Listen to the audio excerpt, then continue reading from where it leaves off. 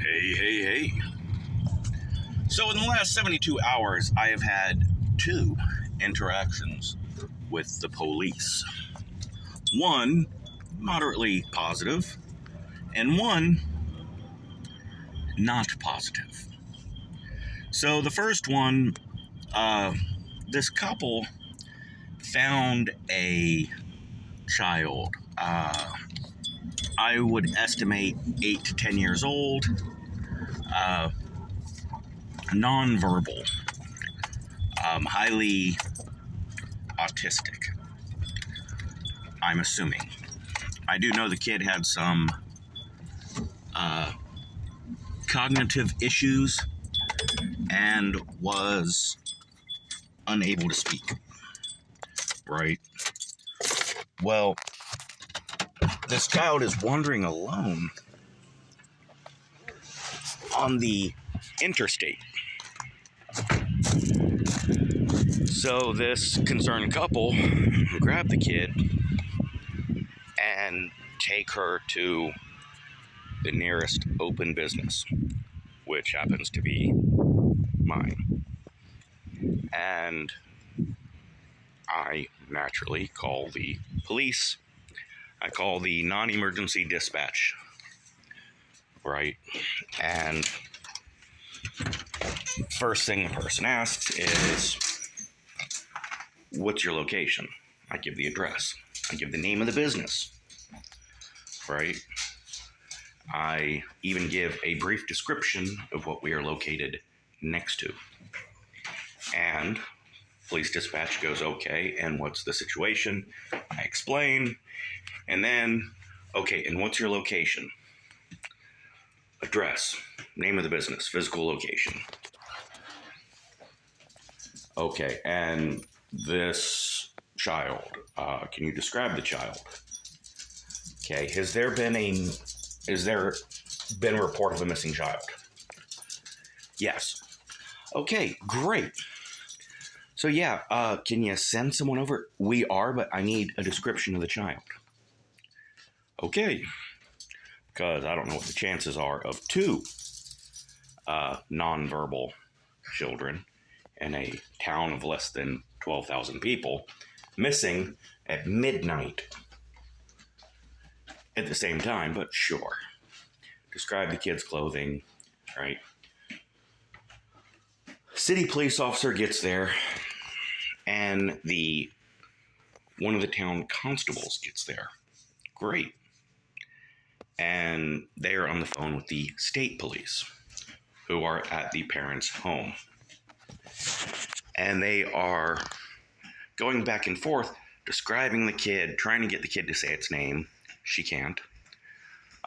She really just responded with specific numbers, and I'm not going to say what they are because I'm going to play them on the lottery. This could be like a scene from Lost, but you never know. Probably not going to win. And back and forth, and city cop, he's like, look, can you just send the parents down?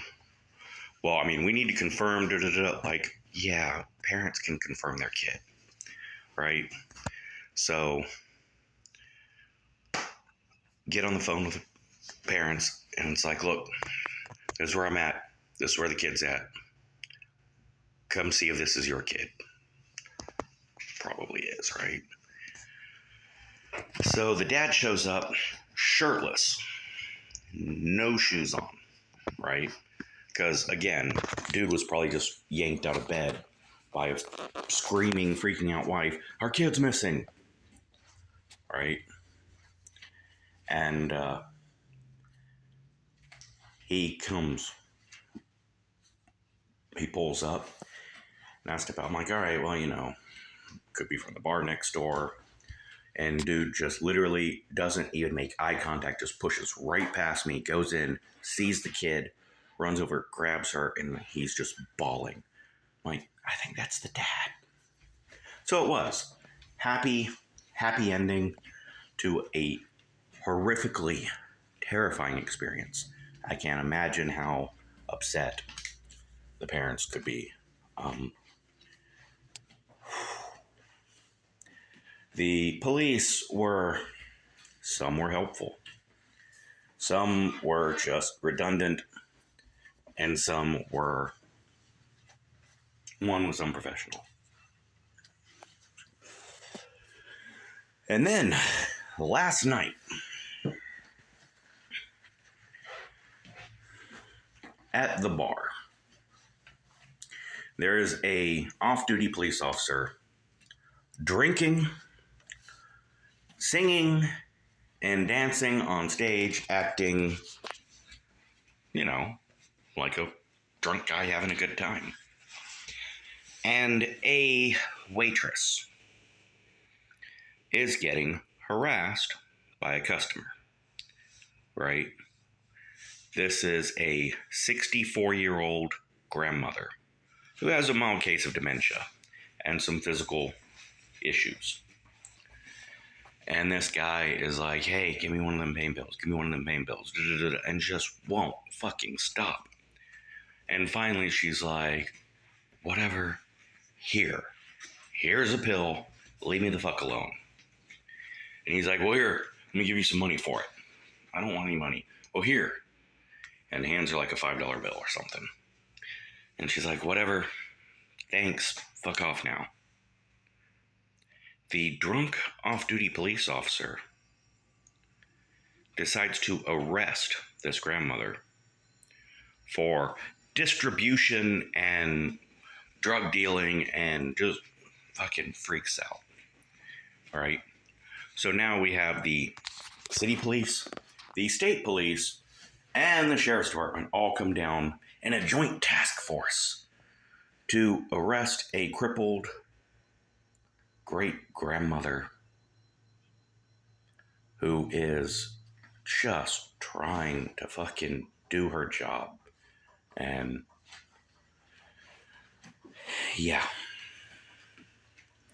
Now, this is the same town where if you want meth, you go to a specific place everybody knows, and you buy it in broad daylight in the parking lot of an apartment complex. Everybody knows. The police know. And most of the officers are of the mindset, well, as long as they're doing it there at that apartment complex, everyone knows not to be there. It's not like they're going to bother anyone. Just a drug den. Oh. Turn your head on that. Actual fucking drug dealers making their living selling meth. But God forbid a waitress gives a pain pill to a regular customer just so he'll leave her the fuck alone. It's bullshit. It's wrong. The laziness, the corruption, and the incompetence of police officers is nothing compared to the indifference of the decent officers. I'm not going to specify which department this person works for because I'm not getting the dude in trouble, but he was visibly upset last night,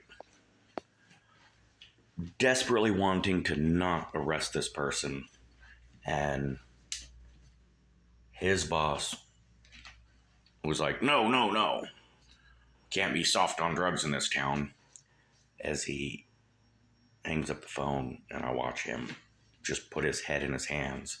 He's like, I've got too many years in to quit. Too close to retirement. But we are soft on drugs. It just depends on whose cousin you are, or who's screwing who, or who's, ratting out the right people.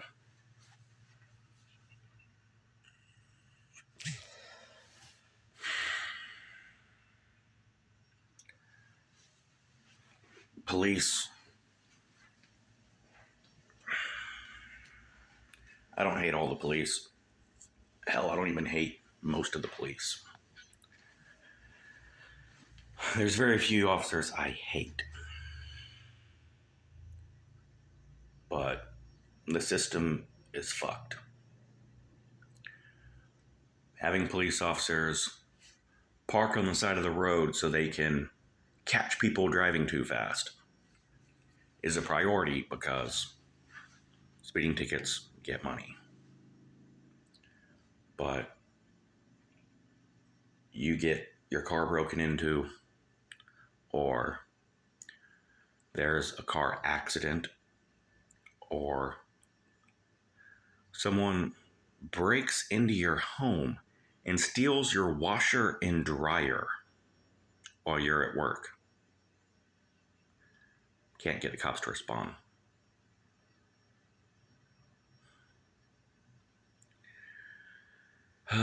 Defund the police?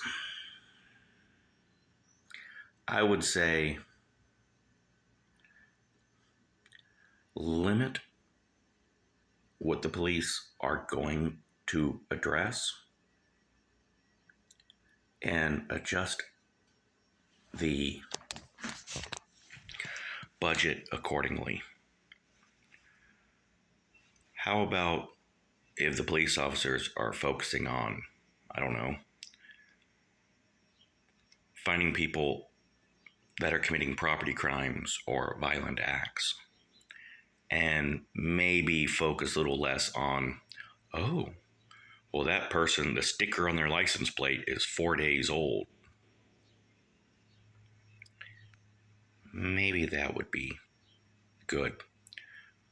Reprioritize, protecting and serving. Not get paid, get paid, get paid. Find a way to charge people money. Anyways, that's my interaction with the Popo in the last 72 hours. And again, not talking about police brutality or ACAB or defund the police. None of that. And I'm also not saying back the blue either. Just, I expect better from the police. And I expect better from our communities.